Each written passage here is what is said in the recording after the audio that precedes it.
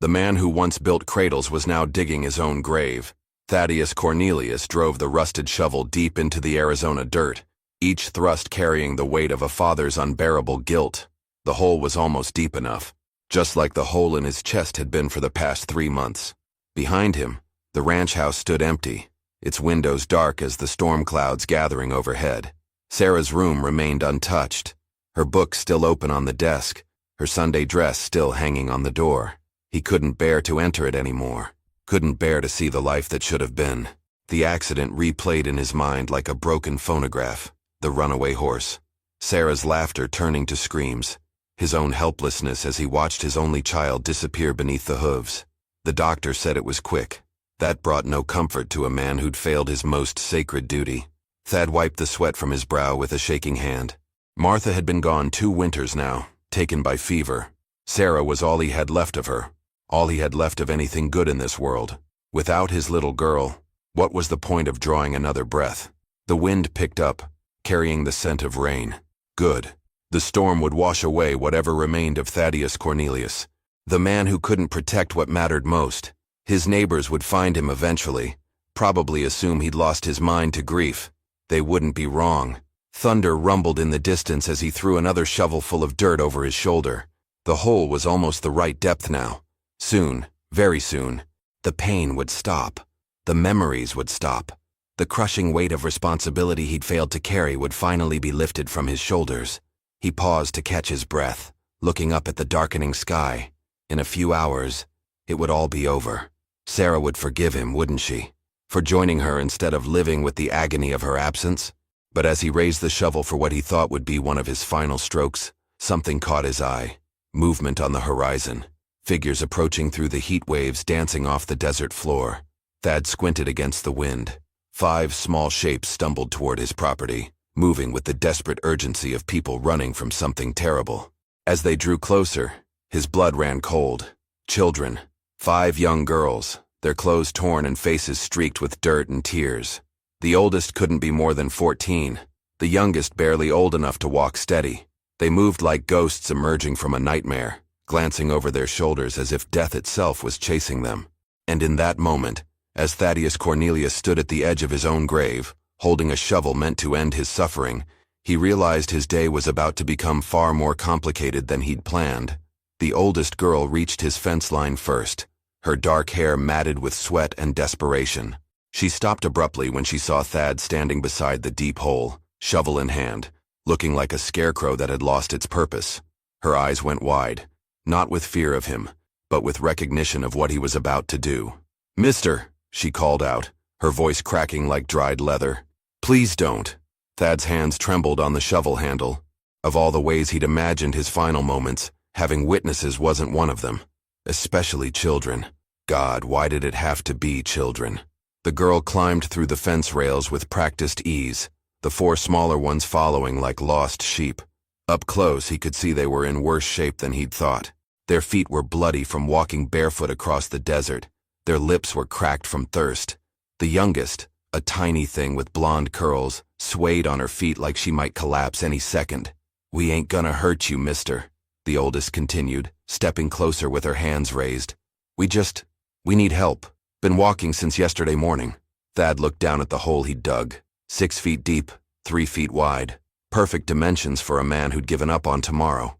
But these girls, they were fighting for their tomorrows with everything they had. "Where'd you come from?" he heard himself ask. Though part of him didn't want to know, didn't want to get involved, didn't want another chance to fail someone who needed protecting. "Copper Ridge Orphanage," she said, the words bitter as snake venom. "But we ain't going back. Not ever." The way she said it made Thad's stomach clench. He'd heard stories about that place. Rumors that drifted through town like smoke. Children worked like animals, beaten for minor infractions, fed scraps that wouldn't satisfy a dog. Most folks just turned their ears away, easier than getting involved. The youngest girl swayed again, and this time, she did collapse, hit the dirt like a sack of grain, her tiny body motionless. The oldest rushed to her side, cradling the child's head. "Lucy! Lucy! Stay with me!" Thad dropped the shovel. The sound it made hitting the ground seemed to echo across the empty ranch, final as a coffin nail. But instead of climbing into his grave, he found himself kneeling beside the unconscious child. She was burning with fever, her breathing shallow and quick. Dehydration, exhaustion, maybe something worse. Without water and shelter, she wouldn't last another hour in this heat. How long since she had water? Thad asked. Yesterday morning. Same as all of us. He looked at the other 3 girls standing behind their leader. They were all swaying now, holding each other up through sheer will. Their eyes held a desperate hope that made his chest ache in a different way than grief. These children were dying. Right here, right now. They were dying. And he had a choice to make. Let them perish while he joined them in death, or postpone his own plans to save theirs. Thunder cracked overhead, closer now. The storm was coming whether he was alive to see it or not. But these girls, they needed shelter. They needed water. They needed someone to protect them from whatever they were running from. Thad Cornelius had failed to save his own daughter. The question that would haunt him until his last breath was this: would he fail to save these 5 as well? Thad scooped the unconscious girl into his arms, her small body weighing no more than a newborn calf. The decision made itself. Death could wait. These children couldn't. Follow me, he told the oldest girl, already striding toward the house. Quickly. Inside, the ranch felt like a tomb. Dust particles danced in the dim light filtering through dirty windows. He hadn't bothered cleaning since Martha died, hadn't seen the point. But now, carrying this dying child, the neglect shamed him. He laid Lucy on the kitchen table, her fever radiating through his shirt. The oldest girl hovered beside him while the other 3 collapsed onto chairs, their strength finally giving out. "What's your name?" Thad asked, as he pumped water into a basin. "Cora May," she said, never taking her eyes off Lucy. "That's Lucy. Then there's Emma, Violet, and the little one's Rose." Thad dampened a cloth and pressed it to Lucy's burning forehead. The child's eyes fluttered open, unfocused and glassy. Where are we?" Lucy whispered. "Safe," Cora May said quickly. "We're safe now." But even as she said it, Thad saw her glance toward the window. These girls weren't just running to somewhere. They were running from someone. And whoever it was scared them more than dying in the desert. He brought water cups to each girl, watching them drink with the desperate gratitude of the near dead. Rose, the youngest, couldn't have been more than 6. Her hands shook so badly she could barely hold the cup. "How far behind are they?" Thad asked quietly. Cora May's face went white. "You know? I know the look of people being hunted." He'd seen it during the war, on the faces of soldiers who'd gotten separated from their units. "How far?" "We got maybe a half-day head start. Mr. Garrison took some men and went to town for supplies yesterday. When we heard he was coming back today," she shuddered, "we couldn't wait no more." Thad's jaw tightened. Silas Garrison owned the orphanage, though owned was too kind a word for what he did to those children. The man was a vulture, taking government money to care for orphans while treating them like slaves. Thunder boomed overhead, rattling the windows. The storm was almost on top of them now, which was both blessing and curse. It would wash away the girls' tracks, but it would also trap them all in this house together. "Mr. Cora May started. "Cornelius. Thaddeus Cornelius. Mr. Cornelius, we don't expect nothing from you. Just let us rest till the storm passes, then we'll move on. We won't bring trouble to your door." Thad looked at her, really looked. She was trying to be brave, trying to protect the younger ones even though she was just a child herself. The weight of responsibility on her 14-year-old shoulders reminded him painfully of Sarah, who'd always tried to take care of the injured animals they found on the ranch. "Where exactly were you planning to go?" he asked. Cora May's face crumpled for just a moment before she pulled it back together. "Don't know. Just away. Somewhere he can't find us." The first fat raindrops splattered against the windows.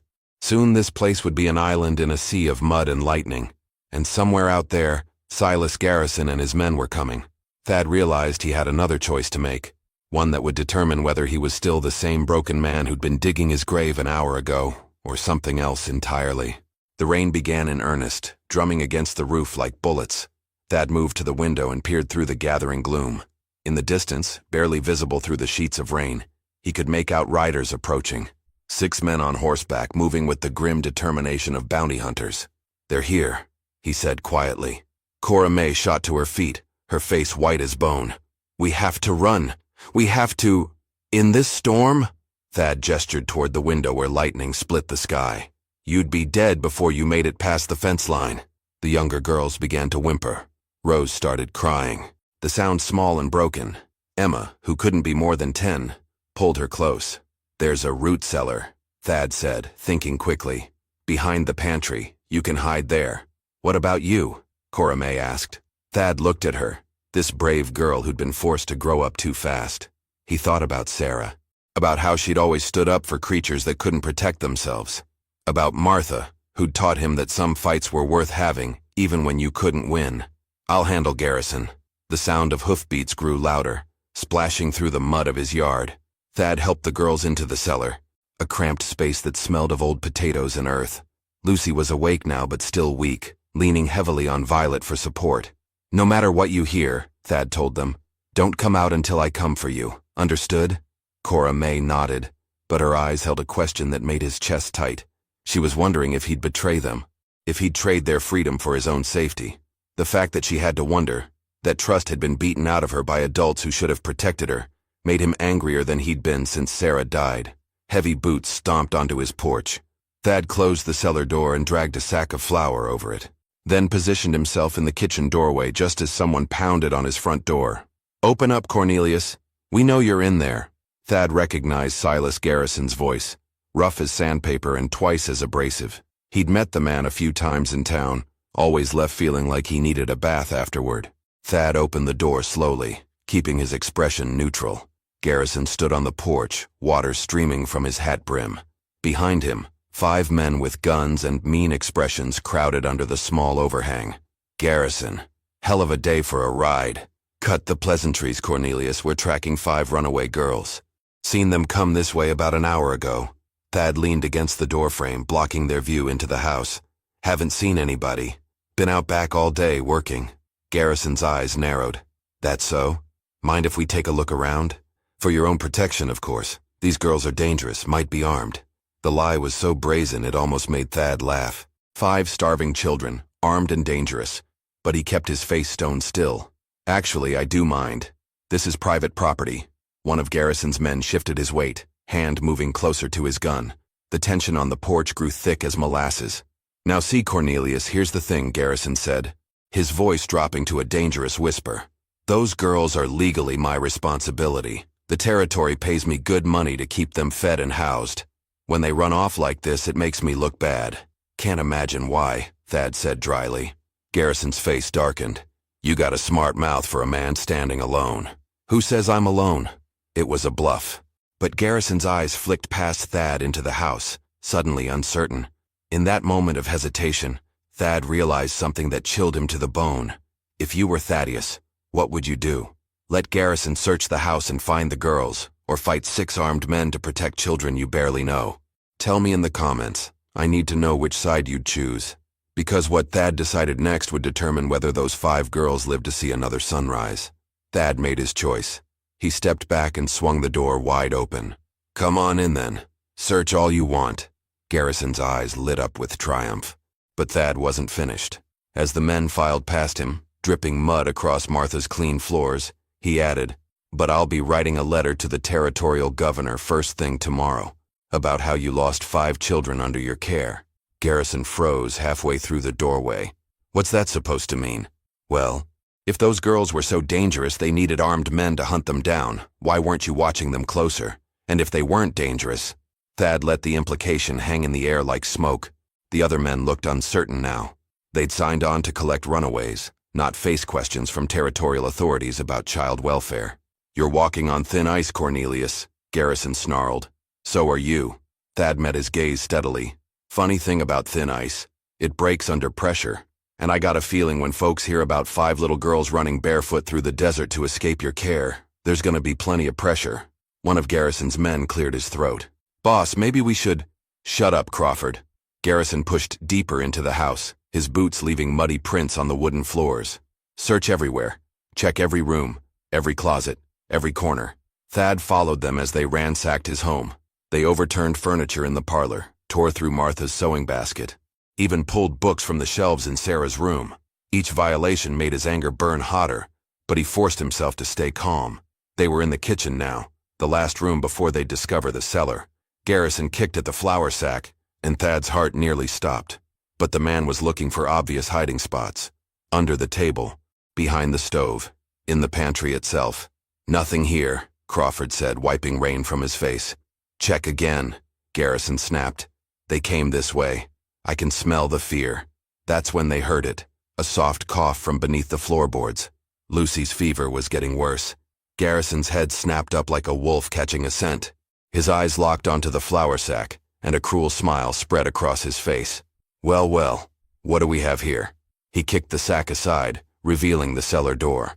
Thad's hand moved instinctively toward the hunting knife on his belt, but he was outnumbered 6-1. Even if he took down Garrison, the others would kill him and still get the girls. "Open it," Garrison ordered. Thad didn't move. "I said search the house. That's not the house. Don't play word games with me, you—" The cellar door creaked open on its own. Cora May's head appeared, her young face set with determination that reminded Thad painfully of Sarah. "We're here," she said quietly. "Don't hurt him. This ain't his fight." The 4 younger girls climbed out behind her, huddling together like scared rabbits. Lucy was barely conscious, supported by Emma and Violet. Rose clung to Cora May's torn dress. Garrison's laugh was ugly as a buzzard's cry. "Thought you could outsmart me, did you? Crawford, get the ropes. We're taking them back where they belong." "No," Thad said, the word coming out harder than granite. Garrison turned to him with mock surprise. "No? And who's gonna stop me? You? If I have to." The silence stretched taut as a bowstring. Outside, lightning illuminated the kitchen windows, casting everything in stark black and white. 6 armed men against 1 middle-aged rancher with nothing left to lose. But as Thad looked at those 5 girls, at their terror, their exhaustion, their desperate hope that someone might finally stand up for them, he realized something that changed everything. He wasn't the same broken man who'd been digging his grave 2 hours ago. Something had awakened in him when these children appeared, something he thought had died with Sarah. If you're enjoying this story, hit that subscribe button. You're about to see why this moment changes everything. The question was, would it be enough to save them all? "You know what your problem is, Cornelius." Garrison stepped closer, close enough that Thad could smell the whiskey on his breath. "You think because you lost your little girl, that makes you some kind of hero. But heroes don't quit. Heroes don't dig their own graves." Thad's blood went cold. Garrison had seen the hole, seen the shovel. The man's smile widened, feeding on Thad's shock. "That's right. Saw your little project out there. Pretty pathetic if you ask me. Man so broken he can't even face tomorrow." Garrison's voice dropped to a whisper. "What do you think these girls would say if they knew the man protecting them was ready to abandon the world an hour ago?" Cora May looked at Thad with confusion and hurt. The trust he'd been building crumbled in her eyes, replaced by the familiar wariness of a child who'd been betrayed too many times. "Is that true?" she asked quietly. Thad couldn't lie to her. Not now. "Yes." The word hit the room like a physical blow. Rose started crying again. Emma pulled the younger girls closer. Even Crawford looked uncomfortable, as if this wasn't the kind of fight he'd signed up for. "So here's what's gonna happen," Garrison continued, sensing victory. "You're gonna step aside. We're gonna take these girls back where they belong, and you're gonna finish what you started out there in the dirt. Everybody gets what they deserve." Thunder crashed overhead so loud it shook the windows. In the flash of lightning that followed, Thad caught a glimpse of something through the kitchen window. Movement in the storm. "The thing is, Garrison," Thad said slowly, "you're right about one thing. Heroes don't quit." Before anyone could react, Thad dove toward the kitchen counter and grabbed the coffee pot, still hot from the morning's brew. He hurled it at the nearest oil lamp, shattering the glass and plunging half the room into darkness. "Run!" he shouted to the girls. Chaos erupted. Men cursed and stumbled in the sudden darkness. Someone's gun went off, the bullet splintering wood somewhere in the ceiling. Thad tackled Garrison around the waist, driving him into the kitchen table. But 5 girls running through a house full of armed men was like rabbits fleeing through a pack of wolves. Crawford grabbed Rose around the waist as she tried to dart past him. Another man caught Emma by her hair, making her scream. "Got 2 of them!" Crawford yelled. That's when the front door exploded inward. Sheriff Hank Morrison stepped through the destroyed doorway, water streaming from his coat, a shotgun leveled at the room. Behind him came 3 deputies, their weapons drawn and ready. "Drop your guns, now!" The fighting stopped as if someone had thrown a switch. Even in the dim light, Morrison's authority filled the room like a physical presence. "Sheriff!"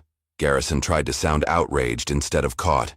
"These men were helping me retrieve stolen property, runaway orphans from my facility." Morrison's eyes swept the room, taking in the cowering children, the overturned furniture, the broken glass.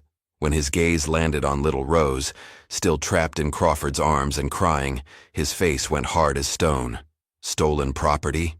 Morrison's voice could have frozen hell. "Deputy Walsh, what did Judge Henderson tell us yesterday about the complaints against the Copper Ridge orphanage?" A young deputy spoke up from behind Morrison. "Said there was gonna be a full investigation, Sheriff. Territory's sending inspectors next week." Garrison's face went white. That's not relevant to—" "It's plenty relevant." Morrison stepped closer to Crawford, who was still holding Rose. "Let go of that child, right now." Crawford looked to Garrison for guidance, but his boss was already calculating escape routes. The man released Rose, who ran straight to Cora May's arms. "Now then," Morrison said, his shotgun never wavering. "Mr. Cornelius, you want to tell me why there are 5 frightened children in your kitchen and 6 armed men who ain't supposed to be here?" Thad looked at Cora May, at the hope creeping back into her young face, at Lucy, still weak but standing on her own, at the 3 littlest ones, who might finally have a chance at the childhood they deserved. The man who'd been digging his grave that morning was gone. In his place stood someone who'd remembered what he was fighting for. But the most dangerous moment was still coming. "Sheriff Morrison," Thad said, his voice steady despite everything. "These girls came to me asking for help. They were starving, dehydrated, and running from abuse at Garrison's orphanage." Morrison nodded slowly. "And Mr. Garrison here decided to collect them with armed men instead of contacting proper authorities." "They're my legal responsibility," Garrison protested, but sweat was beading on his forehead despite the cool air from the storm. "The territory pays me to. The territory pays you to care for children, not hunt them like animals." Morrison's voice cut through Garrison's excuses. "Deputy Walsh, escort Mr. Garrison and his men outside. They'll be waiting there until I sort this out." "You can't do this," Garrison snarled. "I have rights. Those girls," Morrison interrupted, "are under my protection now. Any argument you got, you can make it to Judge Henderson, in court, with lawyers present." As the deputies herded Garrison's men toward the door, Crawford leaned close to his boss and whispered something Thad couldn't hear. But he saw Garrison's eyes narrow, saw the cold calculation that replaced his earlier bluster. The man wasn't done. Not by a long shot. After the room cleared of everyone except Morrison, Thad, and the 5 girls, the sheriff holstered his weapon and knelt down to Rose's level. "You girls okay? Anybody hurt you?" Rose shook her head but didn't speak. Cora May stepped forward, still the protector even in safety. "We're okay, sir. Mr. Cornelius gave us water and shelter. He didn't hurt us none." Morrison glanced at Thad with something that might have been respect. "That's so. And where exactly were you girls planning to go?" The question hung in the air like smoke. Cora May's face crumpled for just a moment before she pulled it back together. "Don't rightly know, Sheriff. Just somewhere safe. Somewhere Mr. Garrison can't find us." Morrison stood slowly, his weathered face thoughtful. "Well, here's the thing. I can't just let 5 children wander the territory without proper guardianship. There are laws, procedures." Thad's heart sank. After everything, were these girls just going to be shuffled back into a system that had already failed them? "But," Morrison continued, "I also can't in good conscience send you back to a place under investigation for child abuse. Creates quite a problem." He walked to the window and peered out at the storm. Garrison and his men were huddled under the porch overhang, their horses stamping nervously in the lightning. "Mr. Cornelius, you got family? Anyone who might help care for 5 additional souls?" Thad thought about Martha's empty sewing chair, about Sarah's untouched room, about the ranch house that had felt like a tomb for months. Then he looked at these girls. Brave Cora May, fragile Lucy, quiet Emma and Violet, tiny Rose, and something clicked into place.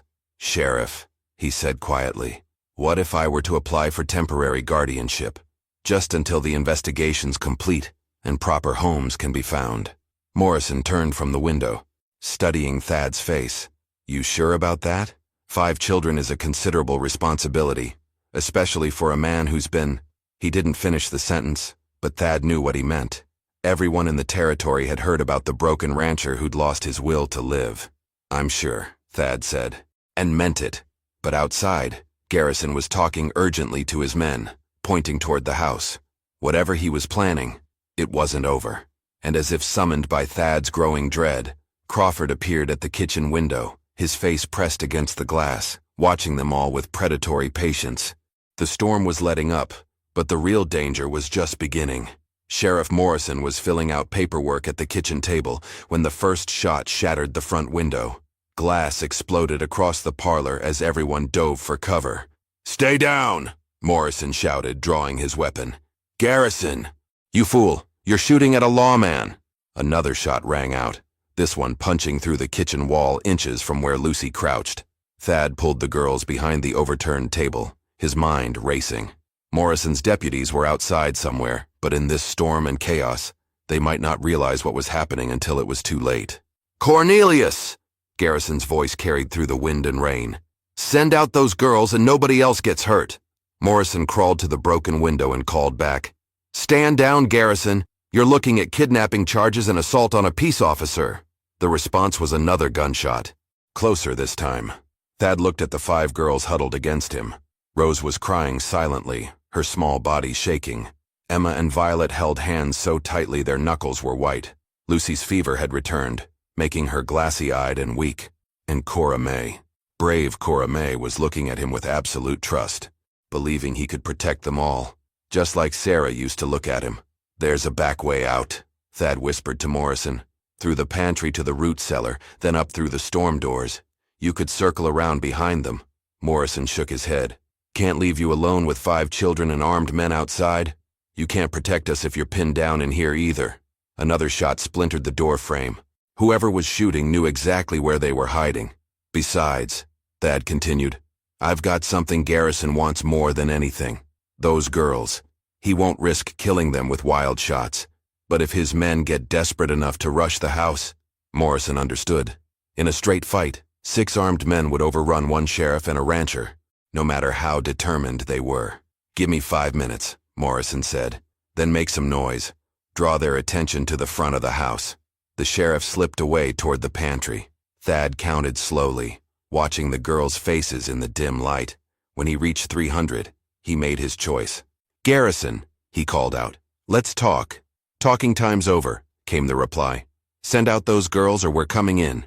You come in shooting, you might hit one of them. That's going to be hard to explain to the territorial investigators." A pause.